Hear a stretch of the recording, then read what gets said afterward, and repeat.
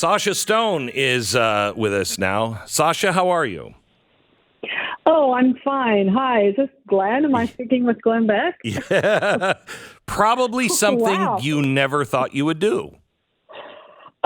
Absolutely never something I thought I would do, but I am familiar with your thoughts and on certain things. I've watched your interviews with different people. Yeah. Over the year. Yeah. So, Sasha, you've been a diehard Democrat, Obama, Clinton, and Joe Biden, right? You made video about Joe Biden trying to get him elected. Yes. I mean, I want to tell you that I devoted my entire life, unfortunately, to this cause. Whole years have disappeared from my life. And, as you get older, you really need that time. You need it back, and you can't get it back. So I guess I thought I was on some sort of crusade, spending every single day arguing on Twitter and Facebook and writing blistering pieces for Medium. And, I really did think I was on the right side. And I felt the same sense of purpose that I think a lot of people on the left felt after Obama rose to power in 2008. I think that's when it became, I know you're interested in talking about religions and stuff like that. And I think that's really the moment that it became a religion. I would agree with you. What was it that you voted for with Joe Biden, and you think your friends voted for with Joe Biden?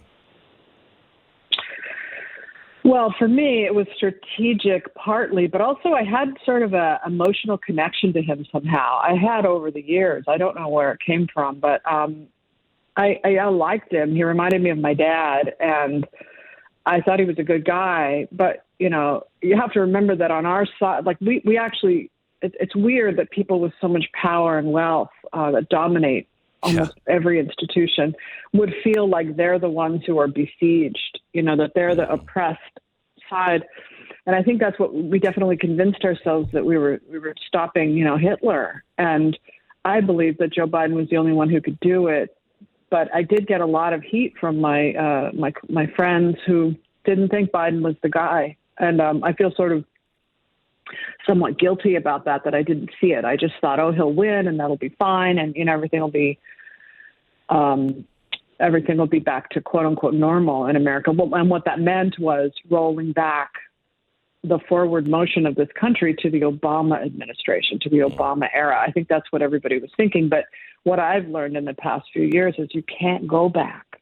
You have to keep moving forward. There's no other option, really. If you try to hold on to the past, you're just going to be selling things that people are no longer interested in. Wouldn't that be that's what Joe Biden says he's selling, and Barack Obama is part of the plan here and moving his vision forward.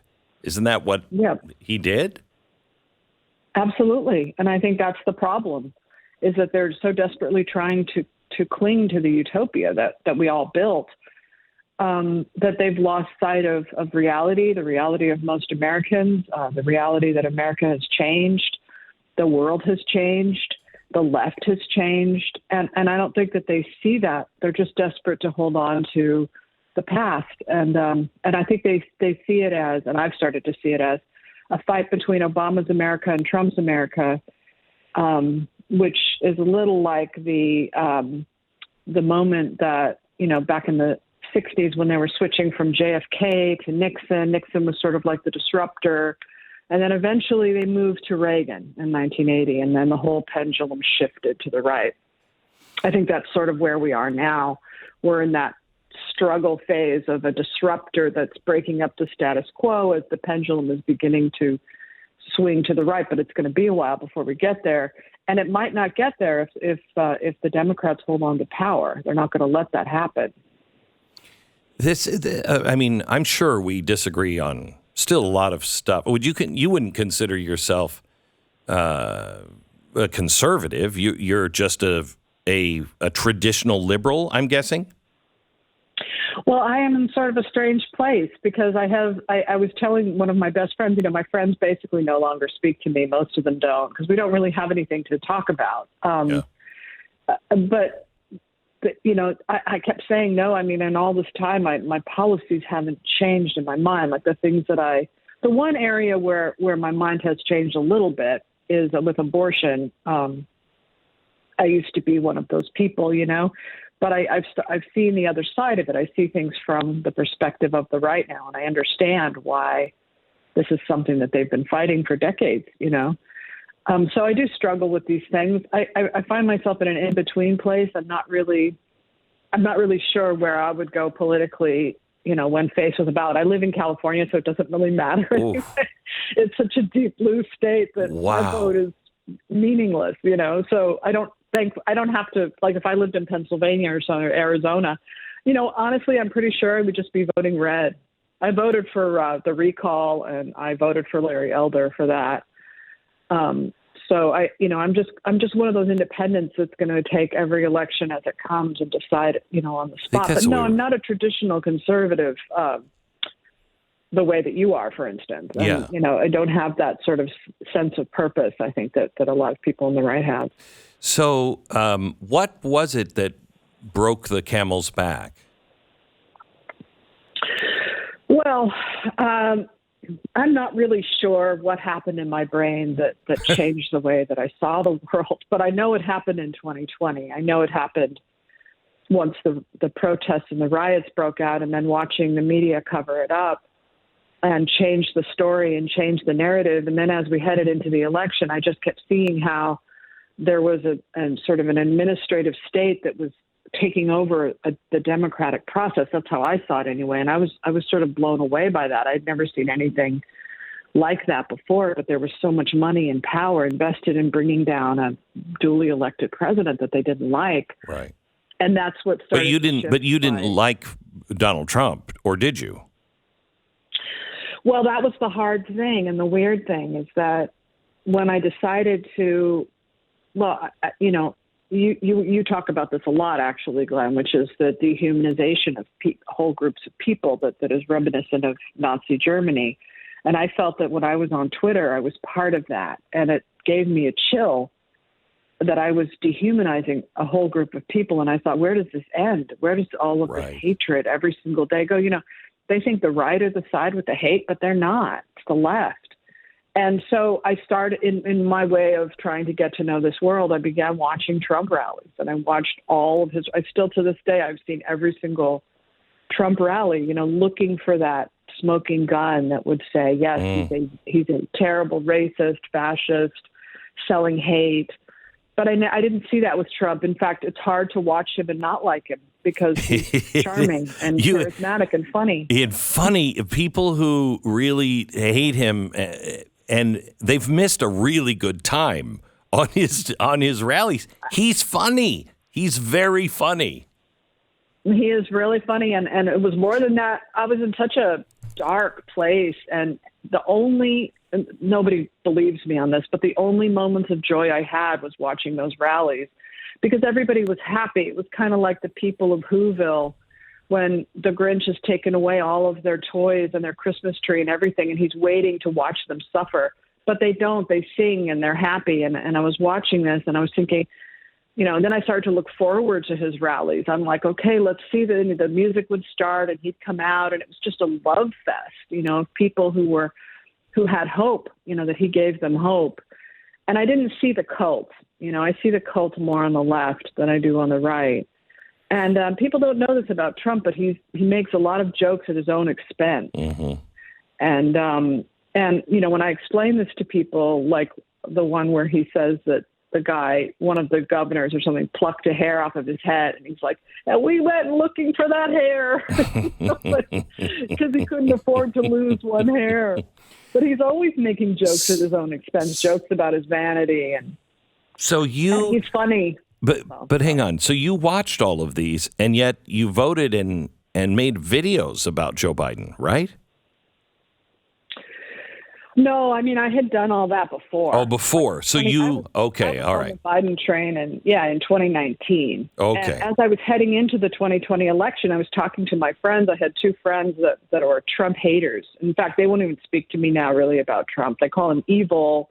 They say his supporters must be exterminated. Terrible stuff like that. Oh, my gosh. And I know. And I said, you know what you sound like, don't you? You know what the word exterminate was used for, don't you, in regards to people?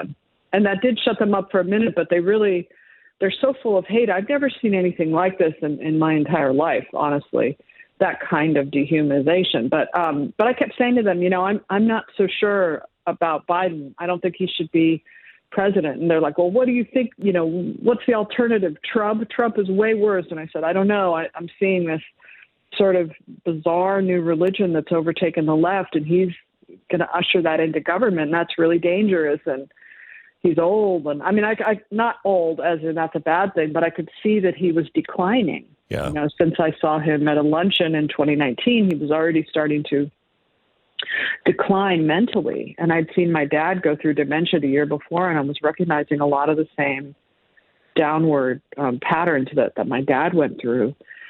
And they just shut me down. And honestly, Glenn, to tell you the truth, I do have a business that I run that is a Hollywood business. I sell ads to movie studios. No, I'm just saying, I am flirting with disaster here. Oh, you are. Yeah. If I had voted for Trump, let's say, my career would be, I wouldn't make another dime ever if they ever found out, right? So I didn't vote for Trump. I did vote for Biden, and I did it for that reason, honestly. And wow, I don't know where I am politically. I have to just really do some soul searching and figure that out, because I don't really know at the moment. So, boy, you are in a nasty predicament. You are in California. Your business is tied to Hollywood. God bless you. Mm-hmm.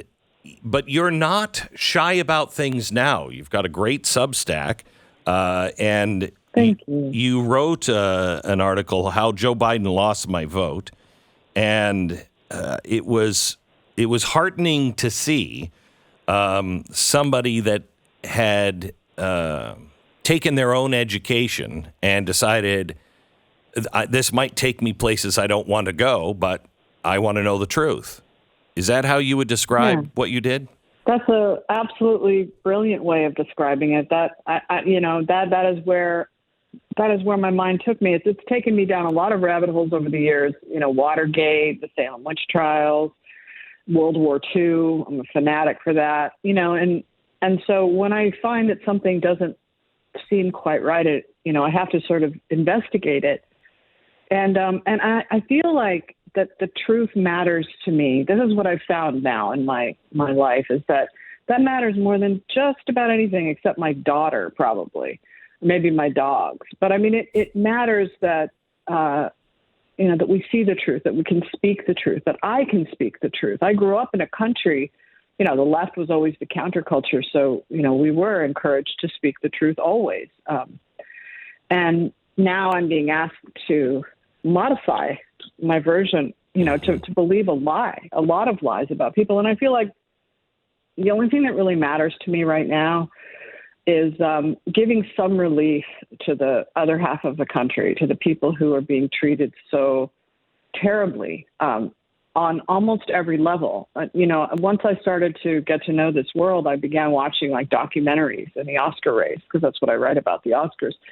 And I just noticed how they reflect only one point of view, and how limiting that was for them, right? They can't tell the story of the working man anymore like they used to be able to, because the working man is going to be most likely a Trump supporter. So, you never saw that when you were in the bubble. No, and that was the weird thing, is when I realized I was in a bubble, I kept trying to tell people, I can't talk to you, you're in the bubble. They thought I was a lunatic. They thought I completely lost my mind. I did sound crazy to them. And, I've thought about it a lot. And I've been online for 28 years. I was an early adopter. I got online in 1994. I built a website in 1999. So I know the internet well. And I have to conclude that a lot of this has to do with how we've migrated onto social media and become these, in our own little ecosystems where, on Twitter, they only get news that they want to hear. So it distorts their thinking. And I noticed that's why I had to cut off the news completely, because I noticed that even if I watch one news story on the left, they can completely persuade me to think, about something a different way.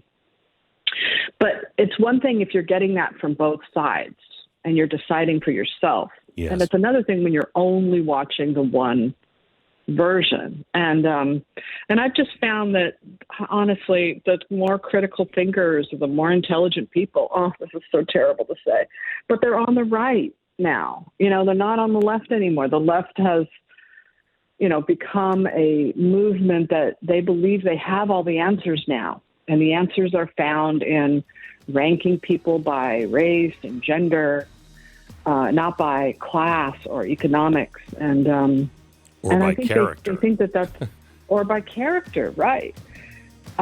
Even though if you go into Trump world, you'll see it's incredibly diverse. Mm-hmm. It's not just white people. And that's the next piece I'm about to write is about that, because I think that it's such a crazy thing to watch them stereotype and characterize people that doesn't line up with reality.